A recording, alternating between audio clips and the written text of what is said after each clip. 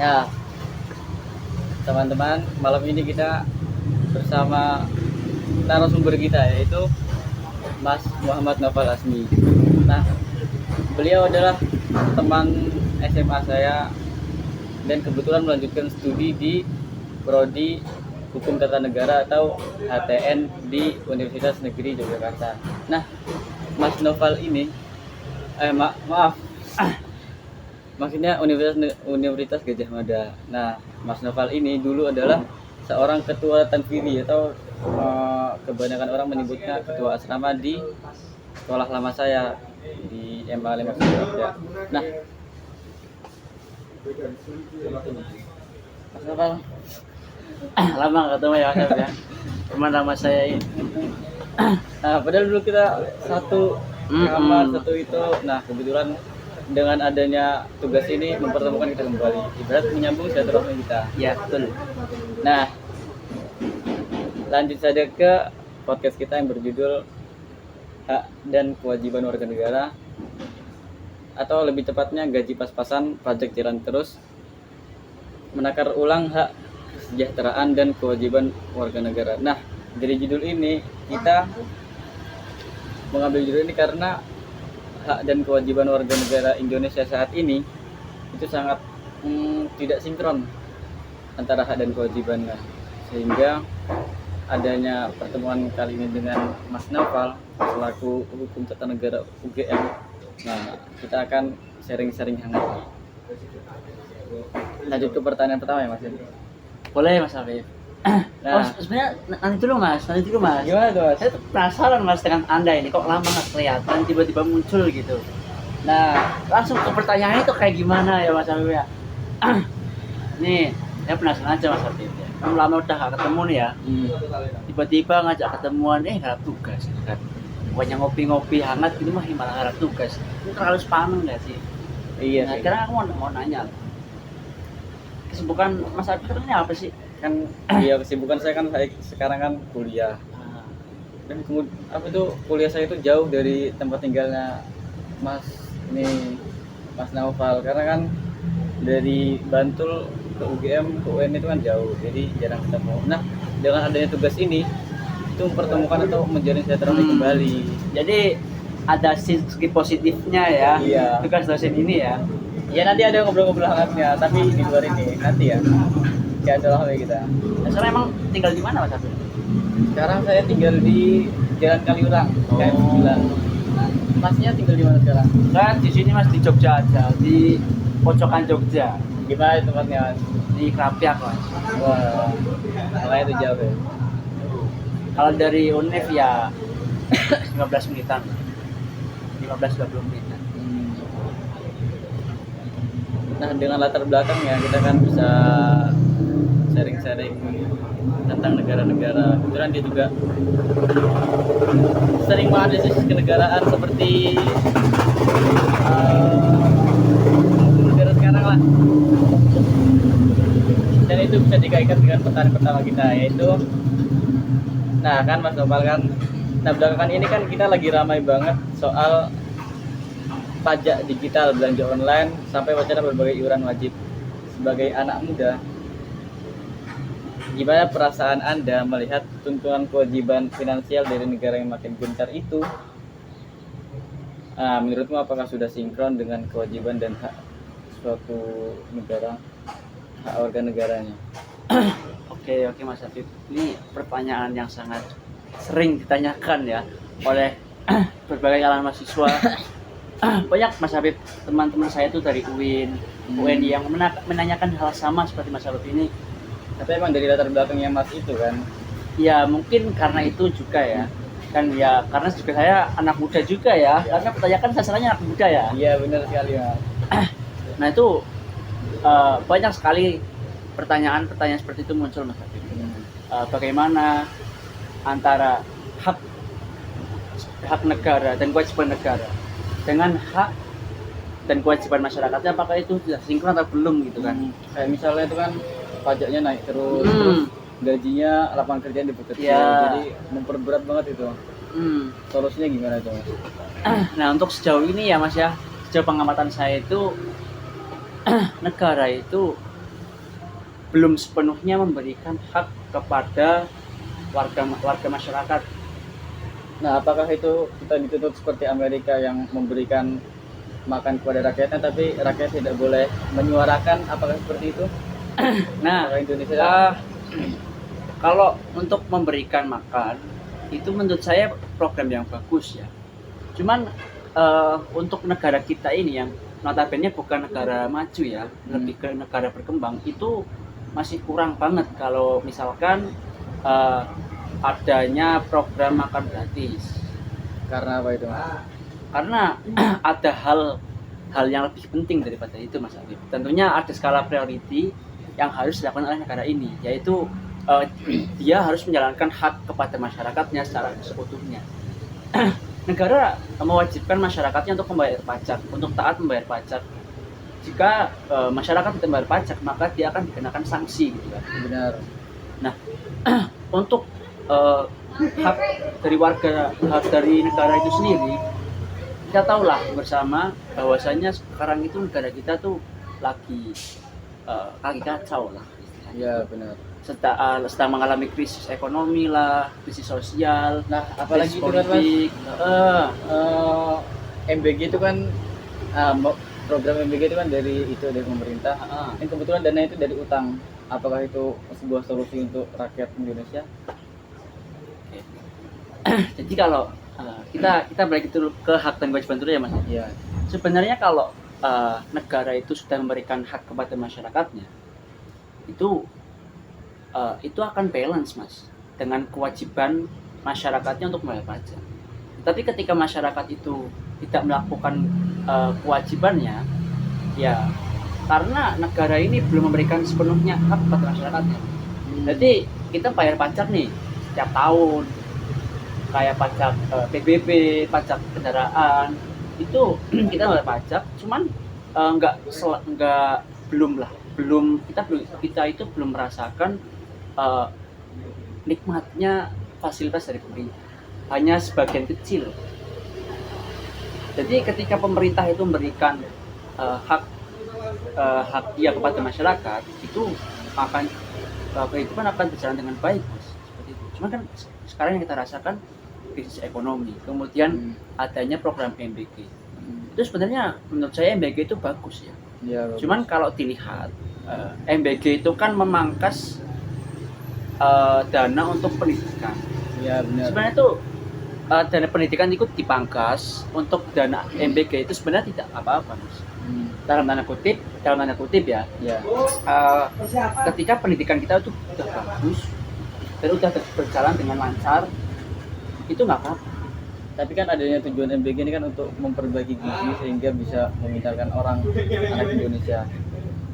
Nah, itu Mas yang perlu kita bahas sebenarnya.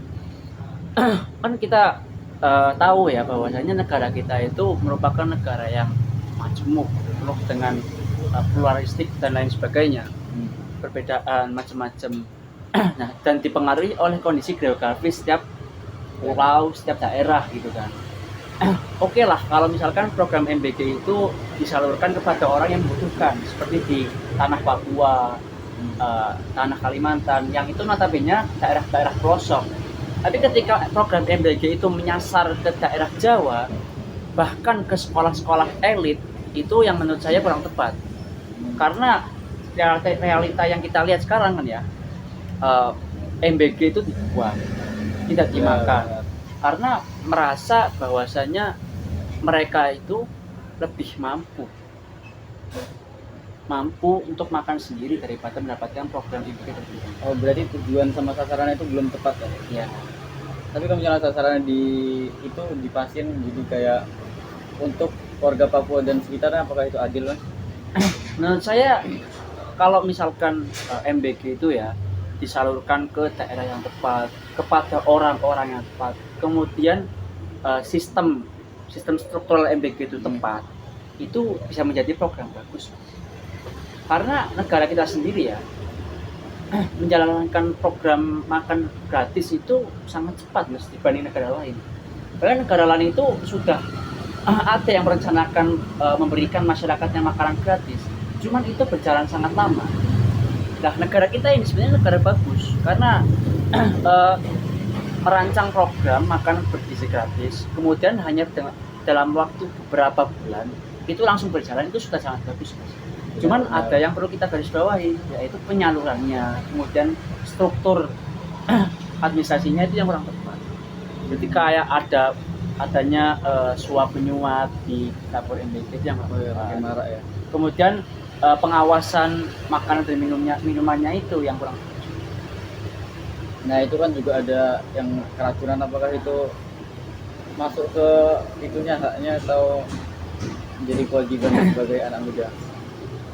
Nah, untuk yang keracunan itu sebenarnya harus itu menjadi kewajiban negara ya. Kewajiban negara dalam artian negara harus memberikan yang terbaik untuk masyarakat. Ketika hak dan kewajiban sudah berjalan dengan seimbang, maka tentunya kehidupan kita di negara ini akan berjalan dengan harmonis. Namun realita yang terjadi, Mas, makanan banyak yang beracun, atau ada juga laporan yang memberikan bahwasanya di dalam MBG itu ada belatungnya. Itu kan kurang tepat ya, Mas. Karena seharusnya itu negara memberikan yang terbaik kepada masyarakat. Oh, oke. Berarti dapat disimpulkan bahwa MBG ini sudah bagus tapi kurang tepat sasarannya. Nah, kemudian soal jalan, Mas, kan kita kan bayar pajak jalan tiap tahun itu, tapi kok masih ada jalan rusak? Apakah itu kewajiban negara yang kurang atau kita haknya kurang memberikan pajak lebih banyak atau gimana, Mas? Untuk jalan sendiri ya, Mas Habib, itu wah ini ada beberapa POV ya, Mas. Sebenarnya tuh kalau jalan kita bisa lihat lah, Mas, contoh nyata bahwasanya jalan-jalan sudah bagus itu seperti di Jawa Barat. Iya. Itu kan dipimpin oleh KTM kan, Kang Deddy Mulyadi. Semua jalan di Jawa Barat itu sudah mulus, bahkan sampai ke pelosok-pelosok desa sekalipun. Nah, itu merupakan bukti nyata negara memberikan kewajiban kepada masyarakat, dan masyarakat merasakan haknya sebagai warga negara. Tapi yang kita rasakan sekarang itu banyak saudara-saudara kita di Kalimantan bahkan ya, itu merasakan jalan yang kurang bagus. Oh, seperti yang berangkat sekolah naik kapal atau harus berenang, itu iya, wah, sebenarnya. sangat Karena prihatin sekali. karena infrastruktur yang kurang ya, dan asumsi saya ya, Mas Ababi, asumsi saya ya. Ketika jalan itu dibenerin, maka ini asumsi saya doang ya, ketika jalan itu dibenerin, maka calon pemimpin yang akan datang itu nggak ada kampanye lagi, bahan kampanye kan kita sering dengar kan, saya akan memperbaiki jalan sana, saya akan memberikan ini, saya akan memberikan, tapi kenyataannya nggak ada sama sekali, Mas. Nah, ini yang perlu kita benahi, Mas, sebagai generasi penerus bangsa ini. Tapi apakah administrasi sebuah negara Indonesia itu sudah benar? Kan udah ada bayar pajak. Apakah pajak negara, misal pajak jalan, apakah itu sudah masuk ke jalan semua atau balik ke itu ada keambil mana? Apakah semua pajak jalan itu masuknya ke jalan gitu ya? Seharusnya ya, Mas Habib, ketika kita sudah patuh membayar pajak, semua masyarakat sudah membayar pajak, atau bahkan sebagian itu sudah membayar pajak, entah itu PBB atau pajak kendaraan, itu seharusnya kita mendapatkan hak kita sebagai masyarakat, seperti infrastruktur yang benar, infrastruktur yang nyaman seperti jalan, jembatan, dan lain sebagainya. Itu seharusnya sudah berjalan dengan baik ketika kita sudah membayar pajak. Namun realita yang terjadi di Indonesia ini kurang ya, Mas. Itu ketika kita membayar pajak, seharusnya dana pajak itu dialokasikan untuk pembangunan seperti infrastruktur dan lain-lain. Cuman ketika kita lihat bahwasanya jalanan kok jadi semakin rusak, kemudian jembatan pun roboh, itu kita bukan bersuuzon ya, bukan suuzon, cuman ini sebagai bentuk kehadiran kita saja ya, karena bisa saja uang itu bukan dialokasikan untuk infrastruktur, melainkan dialokasikan untuk dompet pribadi, itu bisa saja, Mas Habib. Seperti kita ambil kisah kemarin yang di Kalimantan Timur itu yang lagi viral. Itu kan gubernurnya itu kan menganggarkan apa namanya, mobil dinas Rolls Royce itu kan 8 miliar itu kan.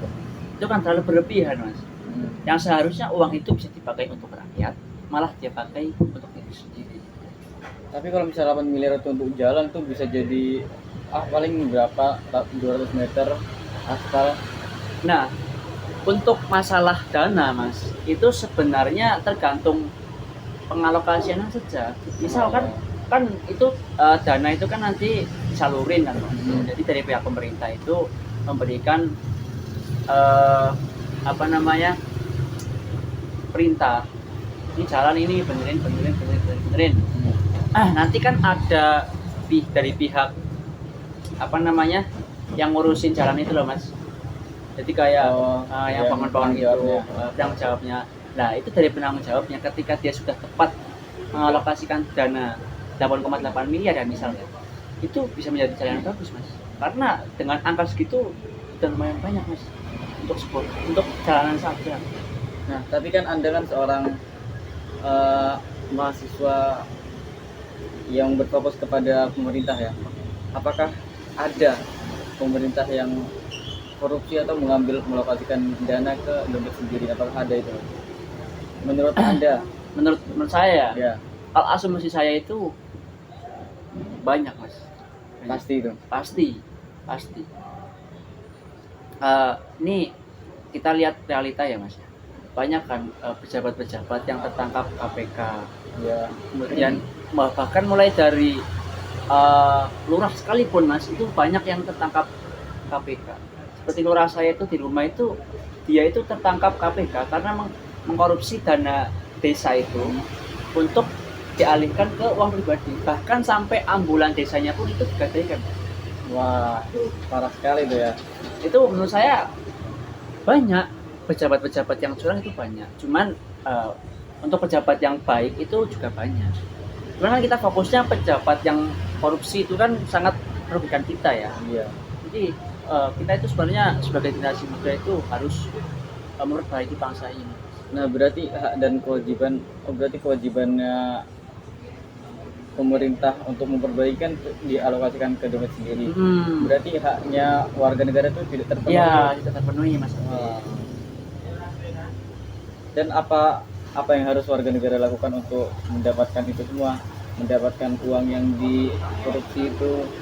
Kan sejauh yang saya lihat tidak ada timbal baliknya walaupun pemerintahnya sudah tertangkap. Bagaimana itu? Ini masalah yang kompleks sebenarnya, Mas. Iya, benar. Karena ketika pejabat tersebut ditangkap, Ya. kan otomatis kepemimpinan suatu daerah itu kan digantikan.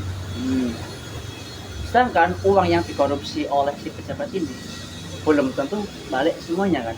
Oh iya. Ya kan. Nah, ini yang menjadi PR untuk negara kita ini, bahwasanya koruptor itu hanya dihukum berapa tahun, kemudian hanya didenda sekitar berapa miliar dari uang korupsinya itu. Jadi masih jauh dari angka korupsi dia. Berarti ini enggak termasuk itu ya, Mas? Orang yang korupsi itu jadi karena hukumannya rendah, hukumannya ringan, jadi orang kebanyakan korupsi aja kan hukumannya cuma segini. Apakah itu menuntut seperti itu kan? Secara tidak langsung seperti itu, Mas Arif.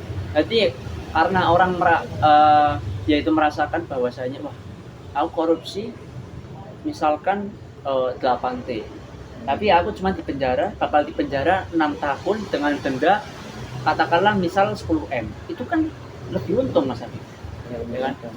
Nah, kemarin kan Pak Noel itu menteri, kalau nggak salah ya, ex menteri ketenagakerjaan itu kan, beliau kan terjerat kasus korupsi. Ya.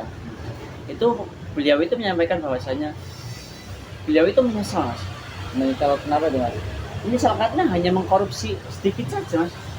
Beliau itu beliau itu menyesal karena dengan beliau menkorupsi uang segini, dia hanya dipenjara hanya sekitar nggak sampai 10 tahun, Mas. Oh, berarti dia tuh pengen lebih banyak korupsinya. Karena eh, sanksi yang dirasakan itu hanya sedikit. Ketimbang korupsinya, Lah, ketimbang merugikan warga negaranya. nah, kemarin beliau itu melayangkan suatu perkataan kontroversial, Mas. Gimana tuh kata Beliau kan tersangka KPK itu kan, Ya. karena kasus korupsi. Beliau itu menantang pengadilan, Mas, bahwasanya dia itu cobalah pengadilan itu mengajukan hukuman mati untuk saya. Karena kan dia sedang korupsi nih. Nah, dia menantang sistem hukum di Indonesia bahwasanya koruptor itu harus dihukum mati. Dia itu menyampaikan seperti itu. Dia itu menantang. Tapi apakah hukuman mati itu sesuai dengan Nah, kebudayaan Indonesia sekarang? nah, itu yang menjadi permasalahan di Indonesia itu seperti itu, Mas. Karena alasan koruptor itu nggak dihukum mati, alasannya itu karena HAM. Oh, HAM. Karena HAM. Karena ketika dia dibunuh, maka akan melanggar hak asasi dia sebagai manusia. Nah, tapi kan dia kan sudah melanggar hak asasi semua orang, nggak sih, Nah, Mas? itu Nah. benar, Mas. Masalahnya di situ. Jadi kan dia itu korupsi dan sudah melanggar atau sudah menyepelekan hak asasi manusia. Karena kan dengan dia korupsi, uang yang diambil itu bisa saja mencelakai orang atau bahkan dia tidak mengayomi masyarakat. Jadi masyarakat bisa saja tidak mendapatkan pekerjaan. Kemudian angka kriminalitas semakin tinggi dan semakin membahayakan orang lain dan bahkan bisa sampai ke pembunuhan, Mas. Berarti itu lebih merugikan HAM warga negara dibanding Ya. HAM dia. Nah, kenapa itu tidak bisa disahkan? Nah, itu kan dibunuh aja kalau misalnya atau minimal di itulah perampasan aset, dimiskinkan atau di Nah. keluarganya. Apa itu solusi, Mas? untuk perampasan aset sendiri, Mas. Ini kan sangat lebih baik ya daripada hukuman mati. Cuman DPR itu, saya juga kurang paham ya, kenapa DPR itu nggak mau mengesahkan. Nah, Kan ibaratnya kan cuma dirampas asetnya, nggak sampai dicabut nyawanya gitu kan. Iya. Karena kan nyabut nyawa itu kan hak Tuhan.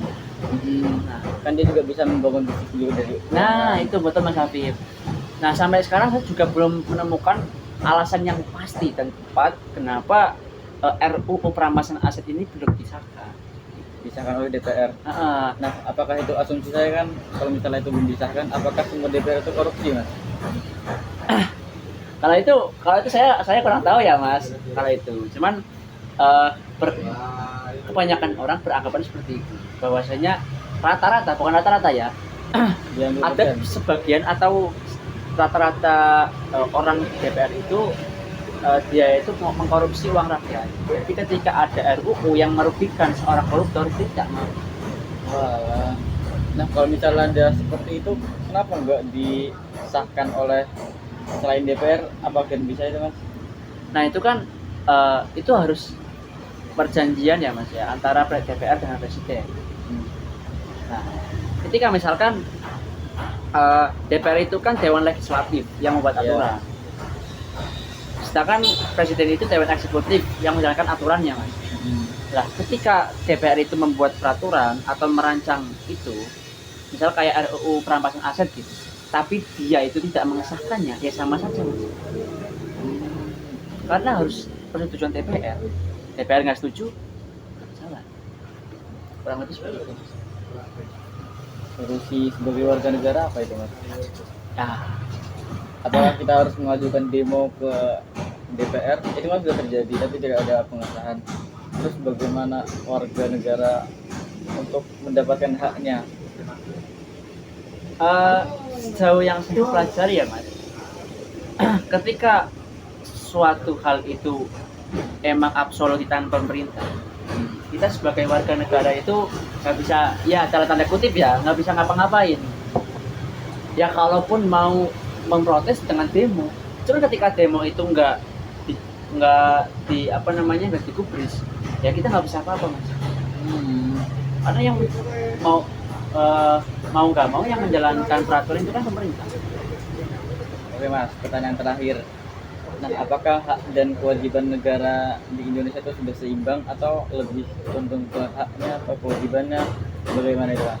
Hak dan kewajiban di Indonesia. Warga negara, apakah sudah Warga negara, POV dari warga negara. warga negara? sejauh yang saya amati mas, antara hak dan kewajiban sebagai seorang warga negara itu belum belum balance ya mas. Kebanyakan orang itu belum balance. Banyak orang yang menuntut hak mereka, tapi sedangkan mereka tidak menjalankan kewajibannya sebagai warga negara. Ini yang menjadi persoalan kita. Contoh kecil mas, kita itu mengkritik pemerintah kosong dan lain sebagainya, pemerintah itu jelek, harus diturunkan dan sebagainya. Tapi dari segi masyarakat sendiri itu bobrok mas. Oh, jadi masyarakat juga melakukan itu, tapi Masyarakat itu juga melakukan itu. Tapi dia itu seolah-olah itu menyalahkan pemerintah. Padahal dia sendiri pun melakukan hal yang sama. Contoh misal ya mas, ketika banyak itu kasus di Pantura atau di mana itu yang ketika ada truk pembawa kayak misalkan makanan, jagung atau lain sebagainya, ketika ada sebuah kecelakaan truk itu dengan kendaraan lain atau kecelakaan tunggal atau apa, otomatis kan truk jatuh dan bahan pokok itu kan jatuh semua mas. iya. Nah dengan sama warga situ itu diambilin mas. Nah itu kan yang salah mas. Iya, berarti itu sudah mencerminkan korupsi tapi di tingkat yang lebih kecil gitu mas. Nah iya gitu mas. Jadi menurut saya antara hak dan kewajiban sebagai seorang masyarakat itu masih belum balance. Jadi Itu sebagai warga negara harus meningkatkan haknya, meningkatkan kewajibannya. Iya, betul. Kan pemerintah itu cerminan dari warga masyarakatnya mas. Pemerintah bobrok, ya berarti masyarakat yang bobrok. Tapi emang gak ada solusinya mas. Untuk sekarang solusi nyatanya masih belum ditemukan ya mas. Ya susah mas, susah. Ya solusinya sebenarnya semua itu ada di tangan kita mas, sebagai generasi muda dan sebagai seorang mahasiswa ya. Kita itu kan sebagai seorang yang diamanahi untuk menjalankan, untuk melaksanakan, untuk mendapatkan pendidikan di negara ini. Otomatis itu merupakan sebuah hak istimewa mas. Hak istimewa warga negara kita. Yes. Jadi itu kita mendapatkan pendidikan mas. Ketika kita sudah mendapatkan pendidikan, seharusnya kita menyalurkan ilmu kita ke masyarakat. Dan menurut saya, ketika pendidikan itu tidak disalurkan atau disebarluaskan ke masyarakat, sebaiknya pendidikan itu ditiadakan sekalian mas. Tapi kan pendidikan itu penting mas. Iya betul mas. Makanya kalau dari saya mas, itu saya sebenarnya cuman kayak saran kepengen aja mas. Wah. Jadi semua mahasiswa ya mas, semua mahasiswa di Indonesia itu seharusnya dituntut untuk menjadi guru mas. Dalam artian sebelum dia itu berkecimpung di dunia kerja, dia itu harus menjalankan masa-masa menjadi guru mas. Kenapa itu? Lah, dia kan ketika di perkuliahan dia mendapatkan ilmu. Ya. Dan seharusnya ilmu itu disebarluaskan. Oh, benar. Masuk. Dan guru-guru kita itu kan kebanyakan guru-guru yang sudah sepuh. Ya kan itu diakibatkan karena guru itu gajinya sedikit ya sih mas. Jadi banyak orang yang jadi guru lah, atau malas lah. Nah itu saya punya saran juga mas. Jadi kalau misalkan dalam tanda kutip ya efisiensi anggaran ya. Efisiensi anggaran. Kan banyak tuh mas. Sekarang tuh program-program beasiswa dari pemerintah maupun swasta itu kan banyak program-program beasiswa. Iya. Nah kalau dari saya mas itu seharusnya, kalau saran saya seharusnya itu lembaga-lembaga beasiswa itu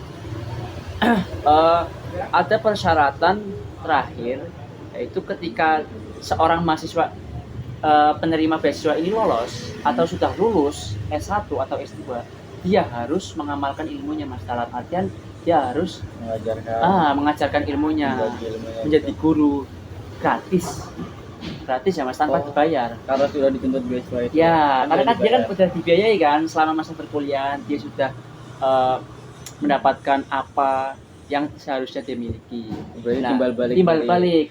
Dia harus itu ngasih feedback lah.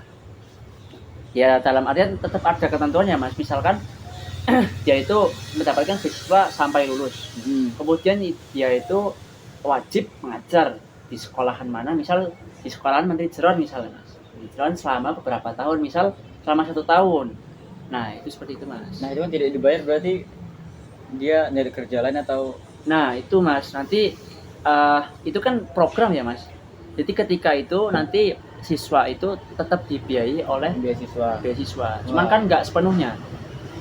Atau bisa saja si orang ini mengajarnya itu bukan mengajar yang penuh. Oh, jadi mengajar di waktu Jadi misal dia itu fokusnya dulu di perkuliahan misal sastra Inggris, kemudian ngajar di sekolah ini bahasa Inggris, kan nggak mengajar penuh kan? Iya. Atau dia bisa juga buat les privat bahasa Inggris. Nah gitu. Jadi nanti di sela-sela itu dia itu bisa bekerja atau mencari kerja atau mencari pendapatan lain gitu mas. Sembari menunggu adanya loker. Itu. Nah begitu saran dari mahasiswa UGM Tata Negara, Hubungan Tata Negara. Nah kemudian kita lanjut ke saran kedua ya. Jadi tadi panjang banget dari 25 menit. Nah lanjut saran kedua atau gimana? Oh boleh mas, terserah mas. Oke lanjut soal Bebas. kedua ya. Kita sampai malam pun nggak masalah mas. Oke siap. Nah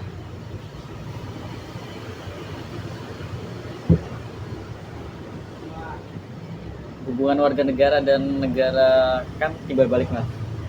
Kalau kita dituntut bayar ini itulah menurut Anda apakah hak kesejahteraan paling krusial yang harusnya kita terima Mbak? Hak krusial yang harusnya kita terima balik dari negara.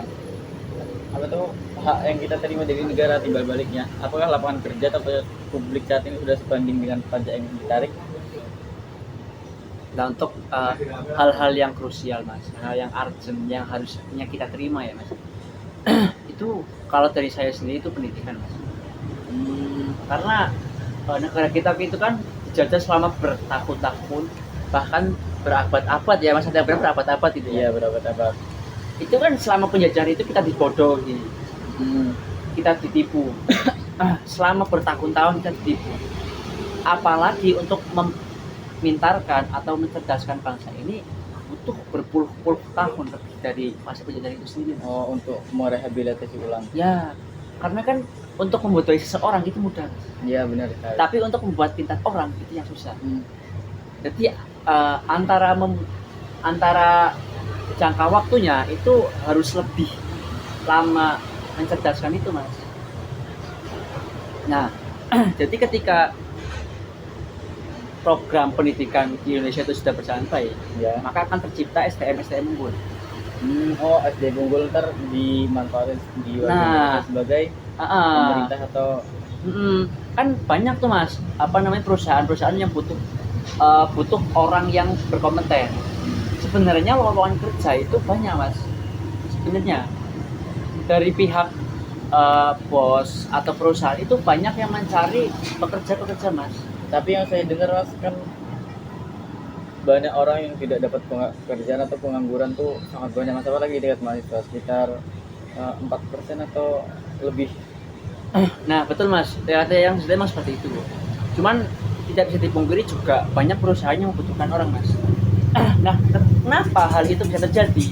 Mahasiswa merasakan bahwasanya loker di Indonesia ini kurang, sedangkan dari pihak perusahaan sendiri kekurangan pekerja. Nah, itu kan hal yang nggak sinkron ya mas.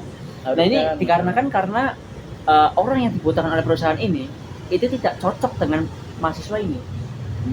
Berarti bukan bidangnya. Iya, bukan bidangnya mas. Jadi sering terjadi seperti itu. Terus kan dari mahasiswanya saya dengar juga sering nggak cocok sama pekerjaannya, jadi dia sering nggak mau lah, gajinya dikit atau. Nah bahkan sudah keterima pun bilang seperti itu kan mas. Iya. Nah itu PR-nya di Indonesia itu seperti itu mas. Kalau sekarang itu kan kondisi sekarang itu banyak sekali PHK. Iya, karena akhir-akhir kemarin itu banyak PHK gitu. Kemudian krisis ekonomi yang kita alami sekarang itu bisa menimbulkan PHK banyak, PHK massal, yang kemudian itu membuat orang itu nganggur dan mencari pekerjaan itu pasti susah mas, ya kan? Iya. Mau nggak mau mereka menghalalkan semua cara untuk mendapatkan uang. Dengan kejahatan. Bisa jadi angka kriminalitas itu naik mas. Nah itu yang menyebabkan kondisi sosial negara itu menjadi krisis.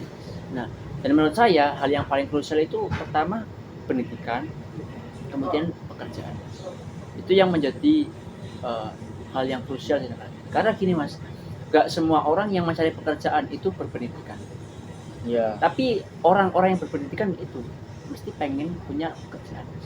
Oh, iya kan saya juga pernah lihat itu lebih banyak nganggur tuh mahasiswa daripada Nah. anak SMA.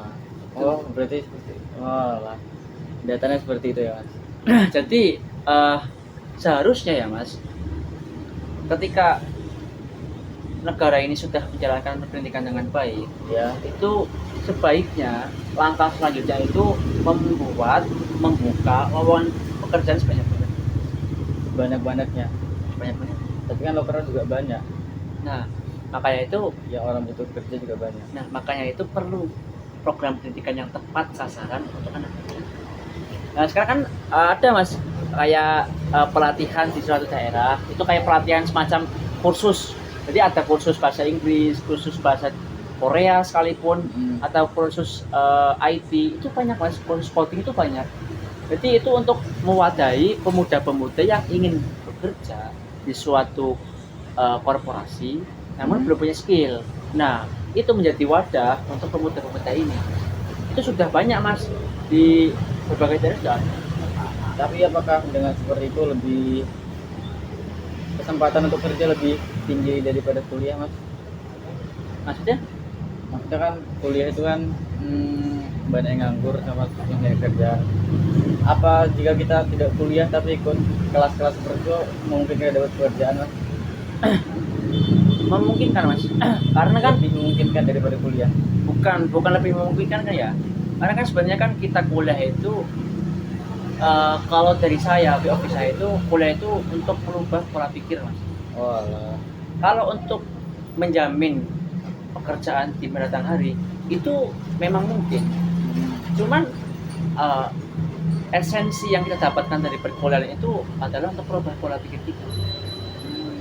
Untuk persoalan menjamin pekerjaan di waktu mendatang itu bisa menjadi kriteria Mas. Karena ketika kita kuliah misalnya itu nggak dapat nih loker, nggak dapat, sudah dapat kemana-mana, nggak diterima, itu kita bisa mengikuti pelatihan itu Mas yang saya sarankan tadi ya.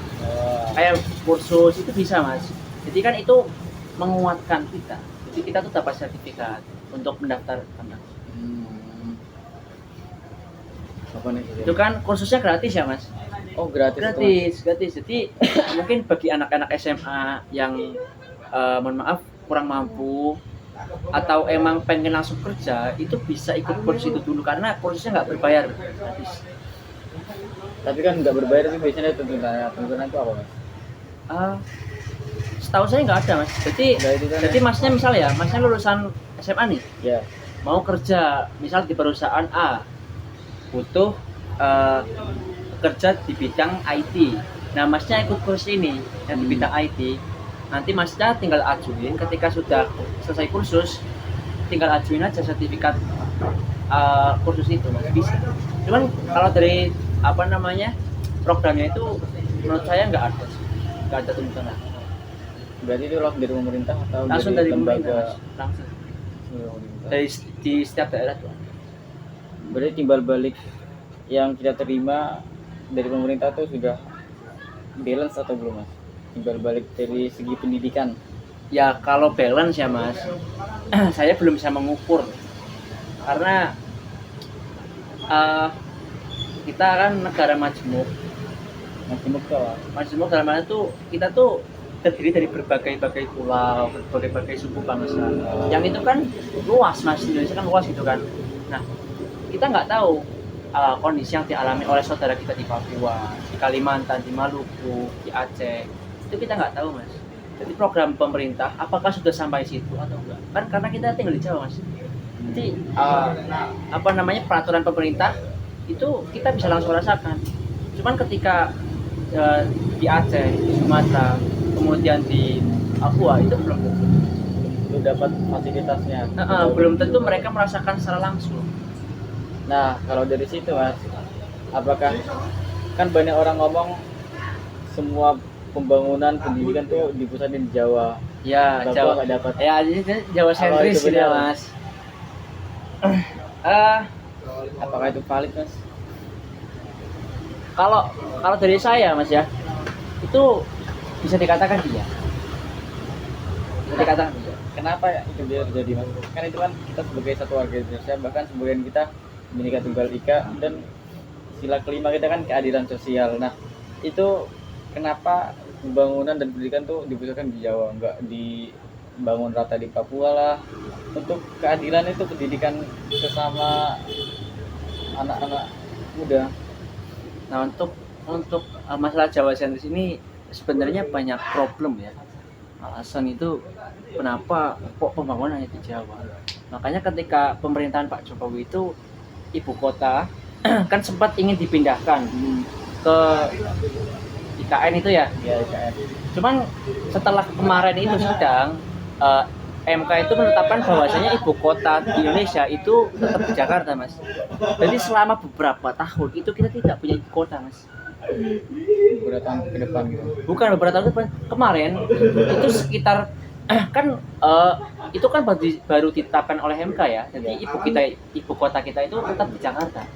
Nah, berarti kan selama ini kita nggak tahu, selama ini kita dibodohi kalau ibu kota itu ada di IKN. Benar. Padahal itu nggak seperti itu, Mas, kenyataannya. Padahal kan dari foto-foto kan udah terlihat ada bangunan negara di IKN. Itu menjadi ketimpangan, Mas. Berarti itu bangunan kosong atau Ya sekarang ya kalau meme-nya ya, Mas, itu mau jadi candi sih itu, Mas. Mau jadi candi. Itu, Mas. Nah, niatnya Pak Jokowi ini ibu kota itu dipindah agar pembangunan itu tata? iya seperti itu. Karena kan ketika ibu kota itu di Jawa, di Jakarta itu kan apa ya? Istilahnya itu kayak misalkan terpusat di daerah itu aja, Mas. Nah, ingin dipindah ke Kalimantan. Kan Kalimantan kan banyak sumber daya alam, kemudian masih banyak juga kayak infrastruktur yang masih kurang. Itu pengen dirubah, pengen dimajukan. Cuman kenyataan kemarin MK memutuskan tetap ibu kota di Jakarta, Mas. Di Jakarta. Jadi Jawa sentris itu salah satu penyebabnya itu karena kurangnya pandangan terhadap Luar Jawa. Jawa. Apa nih kita? Kalau dari saya seperti itu, Mas. Oke, Mas, terima kasih, Mas. Nah, kemudian kesimpulannya berarti fasilitas publik, lapangan kerja dan pendidikan itu belum timbal balik kepada hak kesejahteraan yang kita terima sebagai warga negara. Nah, Oh iya, Mas, ini, Mas. apa cerita lagi? Nah, ini kan masih balance katanya, Mas. Kata Masnya kan balance ya. Sebenarnya tuh antara warga negara dengan masyarakat itu udah balance, Mas. Apanya di bidang? Udah balance itu dalam arti itu sama-sama nggak melaksanakan gitu, Mas. Sama-sama nggak melaksanakan gimana tuh? Nah, kan banyak ya, Mas. Orang itu nggak bayar pajak. Ya, Kan banyak kan orang nggak bayar banyak. pajak. Dan pemerintah itu nggak melaksanakan kewajiban mereka untuk membuat atau memfasilitasi masyarakat. Nah, itu kan balance, Mas. Itu kan balance ya. Tapi Balance berarti kebodohannya. gitu, Mas. Balance dalam hal yang kurang tepat. Nah, itu ya kesimpulannya sudah bisa disimpulkan oleh Mas Naufal Azmi sendiri sebagai UGM Tata Negara. Oke, Mas, mungkin sekian. Iya, Mas, karena siap. saya. Jadi kesimpulannya hak dan kewajiban warga negara atau kewajiban negara dalam memberikan hak kepada warga negara itu tidak balance dan masih tinggi di haknya. Dan juga menurut pandangan Masin itu hak dan kewajiban warga negara itu balance di bidang kebodohannya. Seperti itu. Oke, cukup sekian wawancara kali ini. Moga-moga banyak pelajaran yang bisa diambil dari Amin. Masin sebagai narasumber kita. Terima kasih dan